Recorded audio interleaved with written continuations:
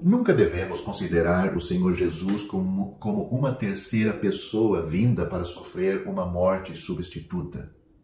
Não pense que Deus seja uma parte, nós outra parte e o Senhor Jesus a terceira parte. A Bíblia nunca considera o Senhor Jesus como uma terceira parte no assunto da redenção, no assunto da salvação. Pelo contrário, ela o considera como a primeira parte. Podem ter lhe dito que o Evangelho é comparado a um devedor, um credor e o filho do credor. O devedor não tem dinheiro para quitar seu débito. O credor, sendo muito severo, insiste no pagamento. Mas o filho do credor se prontifica a pagar o débito em lugar do devedor e o devedor fica livre. Esse é o evangelho que o homem prega hoje. Mas não é o verdadeiro evangelho da Bíblia. Se esse fosse o caso, pelo menos 2 pontos não seriam corretos e seriam contrários à Bíblia. O primeiro ponto: esse tipo de entendimento mostra Deus como malvado e o Senhor Jesus o bondoso. Em tal ilustração, não vemos Deus amando o mundo. Antes vemos apenas sua justiça exigindo e a exigência da lei. Vemos um Deus severo, alguém sem a graça e cuja palavra para o homem são sempre ásperas. E vemos que é o Senhor Jesus quem nos ama e nos dá graça. Este evangelho está errado. A Bíblia diz que Deus amou o mundo de tal maneira que deu o seu Filho unigênito. João capítulo 3, versículo 16. Deus enviou o seu Filho porque nos amou. É isso porque fomos levados de volta a Deus após o Senhor Jesus ter cumprido sua obra na cruz. Se Deus não nos tivesse amado e não nos tivesse enviado o seu Filho unigênito, o Senhor Jesus, o máximo que o Senhor Jesus poderia ter feito era levar as pessoas de volta a si mesmo. Ele não poderia levar as pessoas de volta a Deus. Graças ao Senhor, porque quem nos amou foi Deus. Agradecemos-lhe, porque foi o próprio Deus que enviou seu Filho a nós. O Pai é quem foi movido por compaixão. O Pai é quem nos amou. Foi o Pai quem planejou a salvação. Foi o Pai quem teve uma vontade na eternidade passada. Primeiramente, o Pai propôs todas as coisas, e então o Filho veio.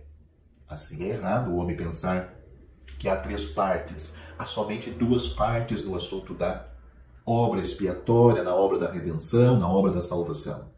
Deus e o homem. O Senhor Jesus é a dádiva de Deus ao homem. Contudo, essa dádiva é algo vivo e com uma vontade, não sem vida e sem vontade. Graças a Deus, porque a salvação é algo entre Deus e o homem. O Senhor Jesus é uma dádiva. Hoje é a Deus que devemos voltar-nos. Nós nos chegamos a Deus por meio do Senhor Jesus Cristo. Essa é a primeira coisa que temos que perceber e que perceber. Bem, segundo, se houvesse 3 partes, o Senhor Jesus não teria sido qualificado a morrer por nós. É verdade que quando o Senhor Jesus morreu por nós, a justiça de Deus foi cumprida e os pecados humanos foram perdoados. Mas foi justo para o Senhor Jesus? Suponha que tenhamos 2 irmãos aqui. Suponha que um dos 2 irmãos tenha cometido um crime capital e tenha sido condenado à morte. O outro irmão quis muito morrer por ele e por isso foi executado em seu lugar. Ele é inocente e também uma terceira parte. Agora ele morre em lugar do outro. A Bíblia nunca nos mostra que o Senhor Jesus morreu por nós deste modo. A Bíblia nunca nos mostra que Deus tinha uma exigência, que sua lei tinha de ser satisfeita e que para que o homem cumprisse a exigência da lei, o Senhor Jesus veio para cumprir a lei de Deus. Não há tal coisa na Bíblia. Que posição o Senhor Jesus tomou quando ele veio cumprir a redenção? O mundo pensa que há apenas um modo de lidar com o problema do pecado. Os pregadores que pregam ensinamentos errados dizem que há 3 maneiras de lidar com o pecado. Mas para Deus há somente 2 modos de lidar com o pecado. Antes de ler a palavra de Deus, alguém pode pensar que um desses 3 modos pode resolver o problema. O homem pode resolvê-lo, Deus pode resolvê-lo, ou uma terceira parte também pode resolvê-lo por substituição. Os que não são salvos, que não conhecem a Deus, consideram que há apenas uma solução, que é o homem quem deve resolver o problema por si mesmo. Mas a justiça de Deus mostra-nos que há somente dois modos de resolver o problema. Um é pelo próprio Deus e o outro é pelo próprio homem. O que quero dizer com isto? Vamos primeiro considerar o que o homem pensa. Ele pensa que é pecador e deve, portanto, sofrer o julgamento do pecado e da ira de Deus. Ele pensa que deveria perecer e ir para a perdição. A única maneira é ele resolver o problema por si mesmo, indo para o inferno. Ele se responsabilizará pelo que fez. Se alguém peca, vai para o inferno e sofre o julgamento do pecado. Essa é uma maneira de resolver o problema. Quando alguém deve dinheiro, ele vende tudo o que tem. Ele pode até mesmo ter de vender sua esposa, filhos, casa e terra, se isso for necessário para resolver o problema. Isso é justo. Então, há outro conceito errado. Para os que ouviram o Evangelho, há a consideração de que o Senhor Jesus é a terceira parte vindo tomar nosso lugar e resolver o problema do nosso pecado. O homem pecou e incorreu no julgamento do pecado. Agora, todo julgamento está sobre o Senhor Jesus. Ele sofre todo julgamento. Tal ensinamento parece correto, mas vocês verão, resumidamente, que ele não é exato. Na Bíblia há duas importantes doutrinas, que são levar os pecados e o resgate pelos pecados. Por favor, não pense que não creio na substituição, pois não mencionei aqui, mas a substituição sobre a qual alguns falam não é a substituição da Bíblia, porque é um tipo de substituição que envolve injustiça. Ou seja, o que as pessoas, os homens, o que está na cabeça, no coração do ser humano. A substituição deles é algo que envolve injustiça, até mesmo a cristandade pensa assim. Se o Senhor Jesus imaculado deve ser um substituto por nós, homens pecadores, é claro que isso nos é um bom negócio. Mas é justo tratar o Senhor Jesus desta maneira? Ele não pecou. Por que ele deveria ser morto? Esse não é o tipo de substituição que a Bíblia fala. Se o Senhor Jesus veio, morreu em lugar de todos os pecadores do mundo, então os que creem em Jesus, assim como os que não creem nele, serão igualmente salvos. O Senhor morreu por ambos, quer creiam ou não. Não se pode voltar atrás e revogar a morte do Senhor apenas porque alguns não creram. Pode-se voltar atrás em outras coisas, mas isso não é algo reversível. Porque a Bíblia diz que os que não creram já foram julgados e perecerão. Isso está em João capítulo 3, versículos 16 e 18. A razão é que o Filho de Deus teve apenas uma morte substitutiva por nós, os que cremos. Ele não é um substituto para os que não creem. Qual, então, é a maneira de resolver o problema do pecado de acordo com a Bíblia? Há somente duas maneiras justas para resolver o problema. Uma é tratar com quem pecou, e a outra é tratar com aquele contra quem se pecou.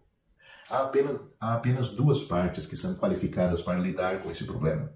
Há apenas duas pessoas no mundo que têm o direito de tratar com o problema do pecado. Uma é aquele que pecou contra a outra é aquela contra quem se pecou. Quando uma pessoa processa outra no tribunal, nenhuma outra parte tem o direito de dizer coisa alguma.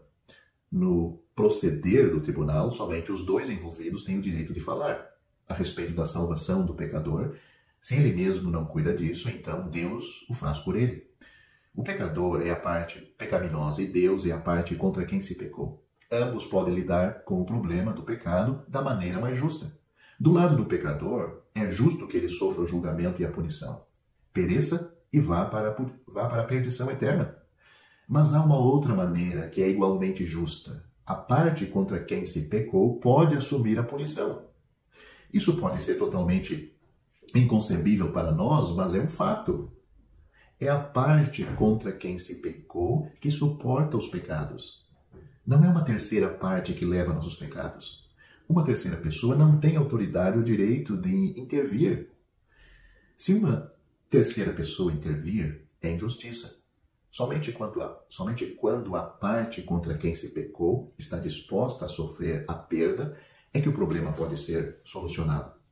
Visto que Deus tem amor e também tem justiça, ele não permitiria que o pecador carregasse os próprios pecados, pois isso significaria que Deus é justo, mas sem amor. A única alternativa é a parte contra quem se pecou carregá-los. Somente por Deus suportar nossos pecados é que a justiça seria mantida. Você sabe o que significa o perdão? No mundo, nós temos perdão. Entre pessoas, há perdão. Entre o governo e seu povo também há perdão. Até entre nações há perdão. Entre Deus e o homem também há perdão. O perdão é algo universalmente conhecido como um fato. Ninguém pode dizer que o perdão seja algo injusto. É algo que alguém concede alegremente ao outro. Mas a questão é, quem tem o direito de perdoar? Se um irmão me rouba 10 mil ou 10 dólares, vamos dizer, e eu o perdoo, isso significa que eu tenho de suportar a consequência do seu pecado. Eu assumi a perda desses 10 dólares. Também, como outro exemplo, digamos que você me bate no rosto. A força foi tanto que sangrou.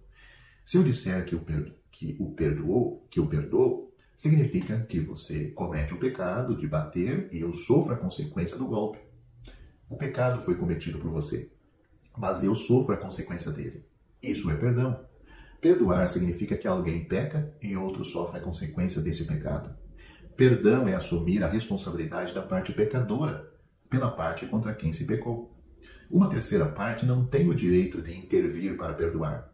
Ela não pode interferir na retribuição. Se uma terceira parte intervir para perdoar e para retribuir, isso é injustiça. Se o Senhor Jesus interferisse como uma terceira parte para substituir o pecador, poderia ser bom para o pecador e Deus também poderia não ter problemas com isso. Mas haveria um problema com o Senhor Jesus. Ele não tem pecado, porque ele teve de sofrer o julgamento. Somente o pecador pode suportar a consequência do pecado. Ele tem o direito de assumir a responsabilidade e sofrer o julgamento pelo seu pecado. E há somente um que pode levar os pecados do pecador, aquele contra quem se pecou. Somente aquele contra quem se pecou pode assumir o pecado do pecador. Isso é justiça. Esse é o princípio do perdão. Tanto a lei de Deus como a lei do homem conhece que isso é justiça. O homem tem a obrigação de sofrer a perda. Visto que o homem tem livre arbítrio, Deus também tem livre arbítrio. Uma pessoa com livre arbítrio tem o direito de escolher sofrer a perda. Então, o que é a redenção de Cristo? A obra redentora de Cristo é o próprio Deus vindo para levar o pecado do homem cometido contra si, contra Deus, contra Cristo. Esta é a mais amável, esta é a palavra, ou esta palavra é a mais amável de se ouvir do que todas as músicas do mundo. Qual é a obra redentora de Cristo? É Deus suportando o que o homem pecou contra ele, contra Deus. Em outras palavras, se Jesus de Nazaré não fosse Deus, ele não estaria qualificado a levar nossos pecados de maneira justa.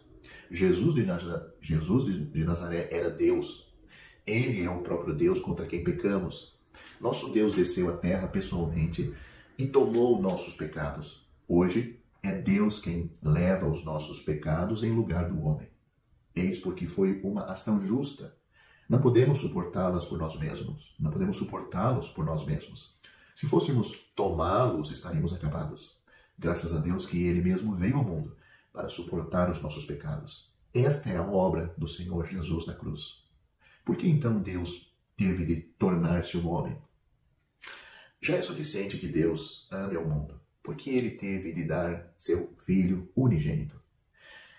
É preciso perceber que o homem pecou contra Deus. Se Deus exige que o homem suportasse seu pecado, como o homem faria isto? O salário do pecado é a morte.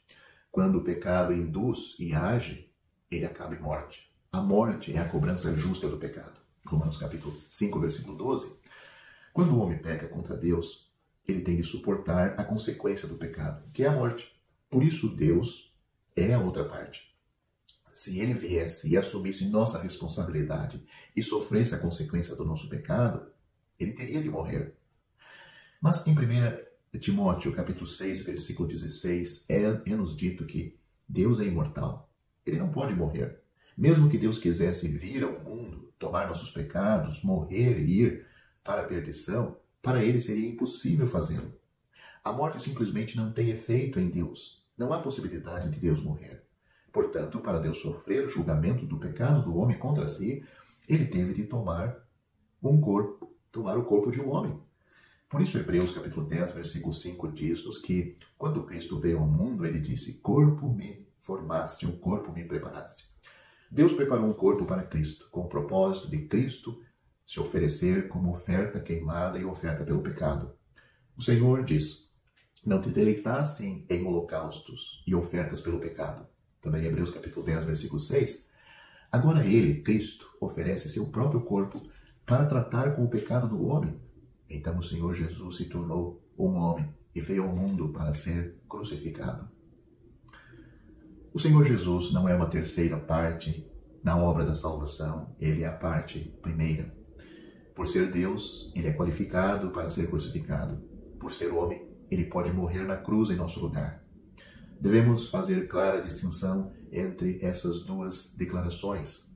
Ele é qualificado para ser crucificado porque é Deus, e pode ser crucificado porque é homem. Ele é a parte oposta. Ele se colocou ao lado do homem para sofrer punição. Deus se tornou um homem. Ele habitou entre os homens, uniu-se ao homem, tomou o fardo do homem e levou todos os pecados do homem. Se a redenção tem de ser justa, Jesus de Nazaré deve ser Deus.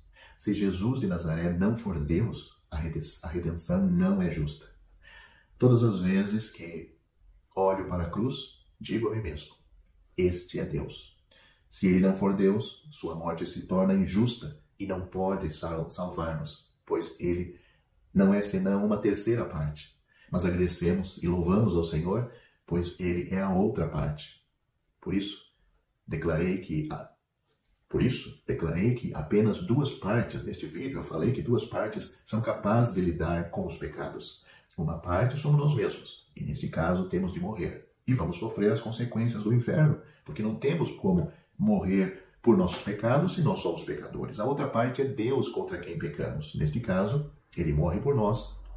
E além dessas duas partes, não há uma terceira que tenha direito ou autoridade de lidar com nossos pecados. Portanto, Cristo morreu por nossos pecados.